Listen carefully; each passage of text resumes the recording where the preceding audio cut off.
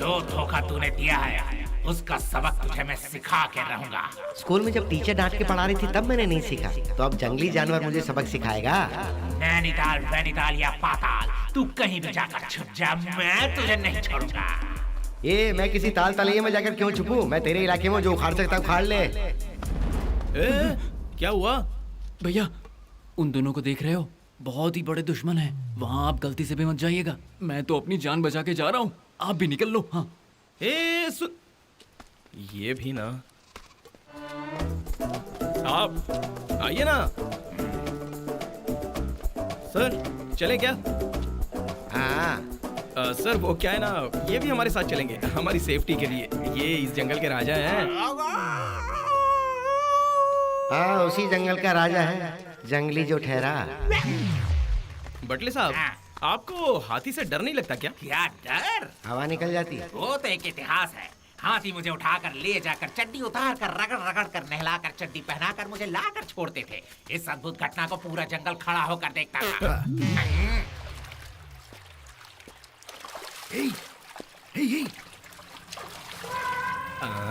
मुझे वो बड़ा वाला हाथी बहुत ज्यादा पसंद है। लेकिन एक बात है, ये लोग कहाँ जाकर छुप गए? ये कालिंगा, ये भागो भागो भागो! कालिंगा जंगल में गुंडागर्दी करता है? अबे रास्कल!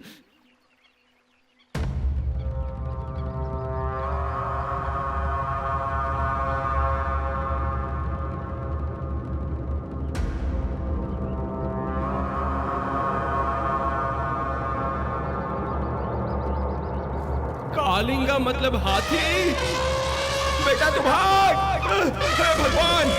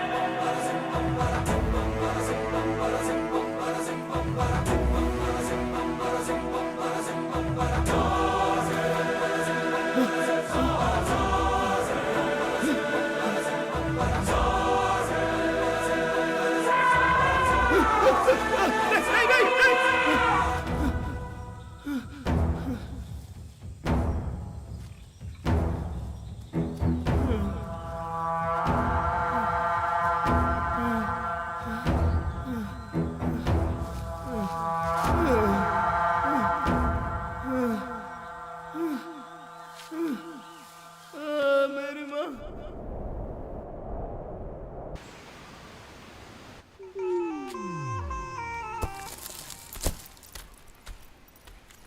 ये सुनो कृष्णा, ना मुझे हाथी चाहिए ना तुम्हारी दोस्ती। बात तो सुनो। इतनी छोटी उम्र में मर जाता ना मैं सर। कालिंगा एक गुंडा है ऐसा आपने झूठ क्यों बोला? कालिंगा को पकड़ सकते हो, ये झूठ कहने की वजह से तो तुम इतनी आसानी से जंगल में इनके साथ रह पा रहे हो। इतना छोटा झूठ तो चलता है बड़े हाथी के लिए। नहीं मतलब इन्होंने सही कहा।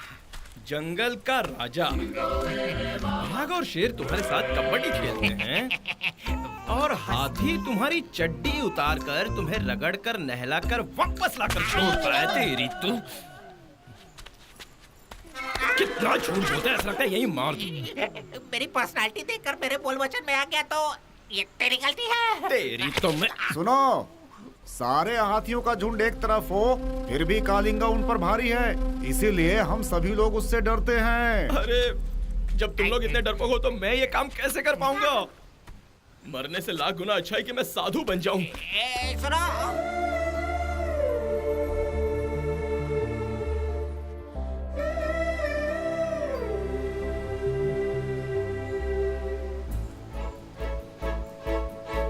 अरे इतनी जल्दबाजी मत कर यार, ऑलरेडी तुम्हारा आधा काम तो हो ही गया है ना। कालिंगा के साथ तुम्हारा कुछ ना कुछ कनेक्शन तो जरूर है, वरना तुम्हें बिना कुछ ऐसे ही छोड़ देता क्या वो? हाँ, हाथी को लड़की जैसा ही समझो। बोलते बहुत हो यार तुम। अगर तुम उसे किसी भी तरह की तकलीफ दिए बिना बार बार उससे मिलते रहोगे तो ऑटोमेटिकली फ्रेंडशिप हो जाएगी ना, और फिर वो दोस्त तुम्हारी सुनता है। सोच कर देख लो, नहीं तो वापस घर लौट जाओ।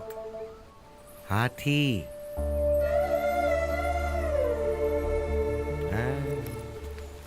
अरे बटले, ये मेरी बैग तो पकड़ना। इतने बड़े जंगल में कोई जानवर नजर नहीं आ रहा है। जरा संभल कर चलना भाई। या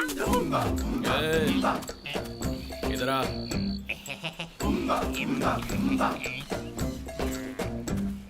तू जंगल में रहा है, पला बढ़ा है, फिर भी जानवर कहाँ रहता है और कहाँ नहीं रहता ये अब तक नहीं पता तुझे। कैसा डमी पुलिस है तू। देखो कृष्णा, मैं मानता हूँ कि मैं एक डमी पुलिस हूँ। मैं पहली वाली तेरी बात से सहमत नहीं हूँ।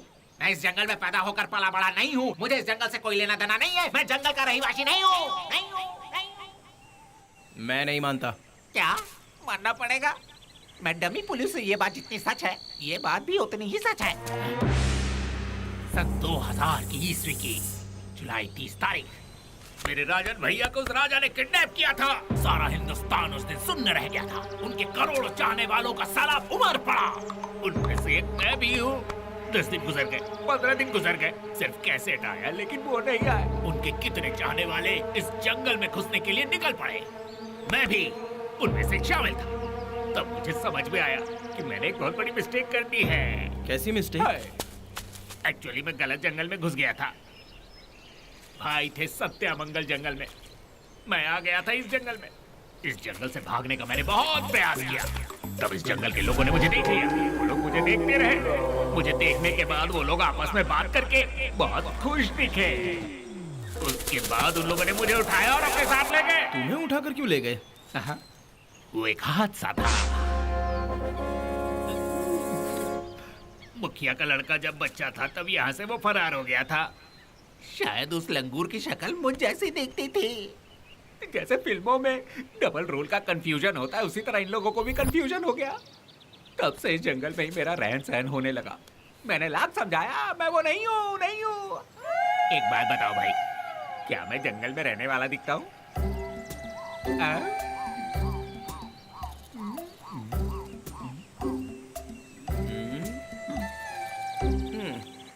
एक 108 दिन के बाद भाई का छुटकारा हो गया, लेकिन उसका चाहने वाला 4007 दिन के बाद भी इसी जंगल में सड़ रहा है। लेकिन भाई के लिए मेरा प्यार कम नहीं हुआ, उसके गाने भी नहीं भुलाऊं। हिंदुस्तान का महारथी, हिंदुस्तान के शहंशाहों का शहंशाह, हिंदुस्तान के आंखों का नूर, हिंदुस्तान का रहीवासी, खुशनसीब, हिंदुस्तान का केसरी, ध्रुव का तारा, देवता इंसान, हिंदुस्तान का चंदन, हिंदुस्तान का हीरा, हिंदुस्तान के लोगों का पूजनीय देवता, कला का खजाना, माता का प्यारा, बोलो हिंदुस्तान के।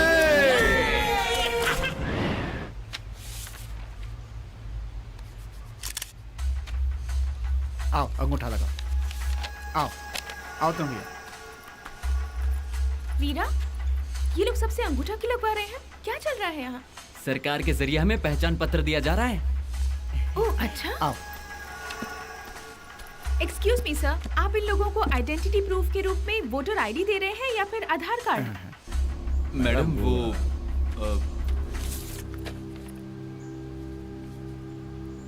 दादाजी, हैं? आप लोग लिखना पढ़ना नहीं जानते, इसीलिए ये लोग आपके साथ धोखा कर रहे हैं। क्या हुआ बिटिया, क्या बात है? आप लोगों को 1 एकड़ जमीन मिल रही है, इसीलिए आप लोग ये जंगल छोड़कर जा रहे हैं, ऐसा इसमें लिखा हे है। भगवान, हम ये जंगल छोड़कर कहाँ जाएंगे? सुनो, अब कोई अंगूठा नहीं लगाएगा। हम लोगों को इस जगह से निकाला जा रहा है। सब्जी कहीं की तरह से क्या लेना देना? हटा यहाँ से।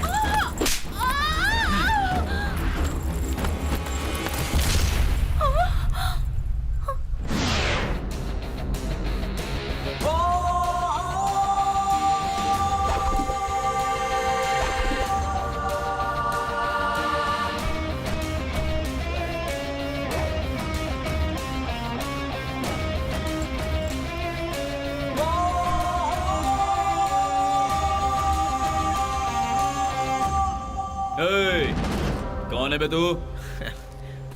मैंने लास्ट टाइम अपने बारे में बताया था 7th स्टैंडर्ड में। Good morning teacher, I am Krishna, I am from Mysore. उसके बाद पब्लिक हमेशा मेरे बारे में बताती आई है। वो पॉजिटिव बताती है या नेगेटिव ये मुझे नहीं पता।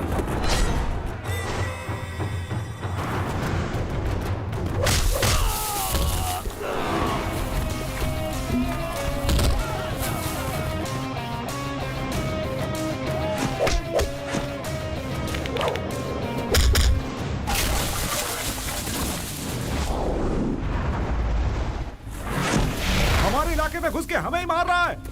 यहाँ से बचकर जाना नहीं चाहिए। इसे घेर लो। शेर शिकार को ढूंढते हुए जाए या शिकार खुद शेर के सामने आ जाए, बाजी मारता तो शेर ही है।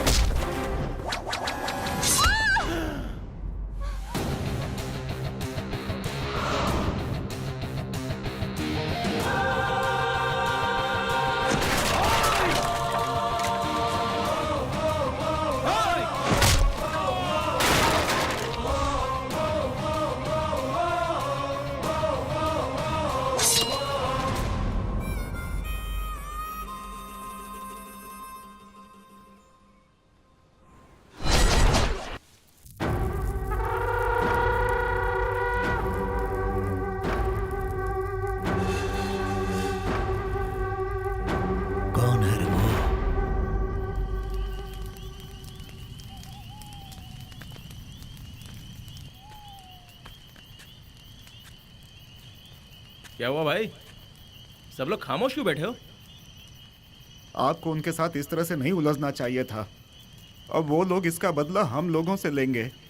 हाँ सरकार, वो बहुत जालिम है। जंगल के जानवरों को पकड़कर उन्हें बेरहमी से मारकर उसका इल्जाम हम लोगों पे लगाकर हमारे कितने ही लोगों को जेल भिजवाया इन लोगों ने। जंगल के अधिकारी भी इनसे घबराते हैं और इन लोगों से लड़ने की हिम्मत हम लोगों में नहीं है। हमारे झोपड़ों में आग लगवाकर उन पर कब्जा करने के लिए हमारे लोगों को खत्म करवा दिया।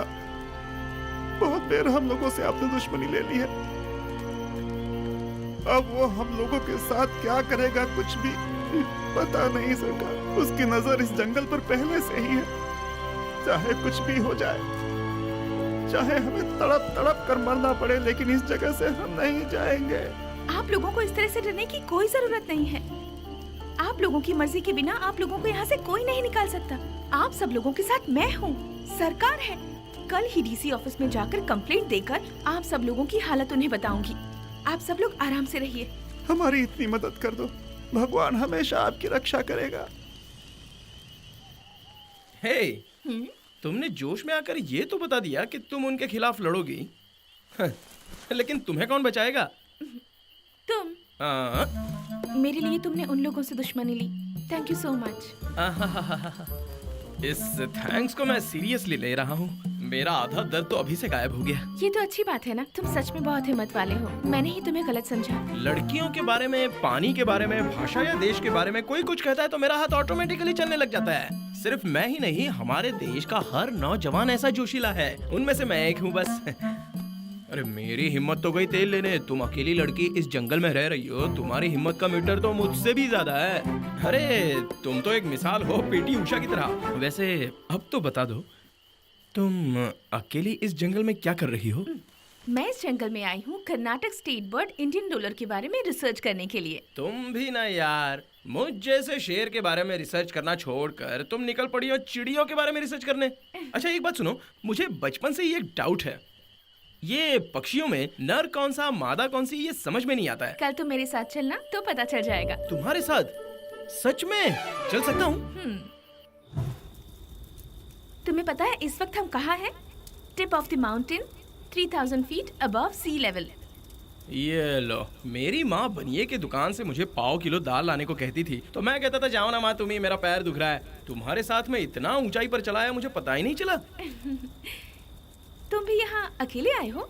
ये लो, इकलौता पैदा हुआ हूँ इसलिए मठ में हाथी देने की मन्नत किए हैं। अगर 2-4 पैदा हो जाते ना तो बाघ, शेर, भालू ऐसे सारा जंगल मठ के नाम कर देते मेरे पापा। और तुम भी इकलौती बेटी हो? सही कहा। हम दोनों के परिवार ने सेम गलती की है। तुम एक लौती बेटी हो, बहुत ही प्यार से पली बड़ी होगी, तो फिर अकेले जंगल में आने के लिए क्यों छोड़ दिया तुम्हें? जंगल में इज्जत सलामत रहती है क्या? बताने का दिल नहीं है तो कोई बात नहीं, मत बताओ, पर्सनल बात होगी। मैं जानबूझकर अपने माँ बाप को छोड़कर नहीं आई हूँ, बल्कि उन लोगों ने ही मुझे छोड़ दिया। मेरे माँ बाप को आपस में डिवोर्स लेकर 7 साल हो गए हैं। कोर्ट ने कहा 6 महीने अपनी माँ के पास और 6 महीने अपने पापा के पास रहो। मेरे पापा माँ से रिश्ता नहीं तोड़ना चाहते थे, वो मुझे बहुत चाहते हैं, इसीलिए मुझे खर्च के लिए अक्सर पैसे भेजते रहते हैं। माँ के साथ हंसी खुशी से रहने के लिए गई, पर उनके पास भी मुझे देने के लिए प्यार नहीं था। मैं वहाँ से भी निराश होकर लौट आई। मेरी किस्मत ही ऐसी है। अगर माँ के साथ रहती तो किसी और को पापा कहना पड़ता, और पापा के साथ रहती तो किसी और को माँ कहना पड़ता। मेरा माँ बाप के साथ रहना कोर्ट को भी मंजूर था, लेकिन उन दोनों को नहीं। दोनों ने मुझे पैसा तो बहुत दिया, लेकिन मुझे उन दोनों का प्यार चाहिए था, वो कभी नहीं मिला। और उस दिन से मैं ही अपने लिए सब कुछ हूँ। किसी से शेयर नहीं करती, किसी पर डिपेंड नहीं रहती। स्वतंत्र जिंदगी जीना ही मेरा मकसद है, और इसीलिए मुझे पक्षियों से बहुत प्यार है। जब जब मन करता है तब रिसर्च करने जंगल चली आती हूँ। इस जंगल के रहवासी, उनका रहन सहन और ये प्रकृति, इन सब चीजों से मुझे बहुत खुशियाँ मिलती हैं। माँ बाप दोनों के होते हुए भी मैं अनाथ हूँ।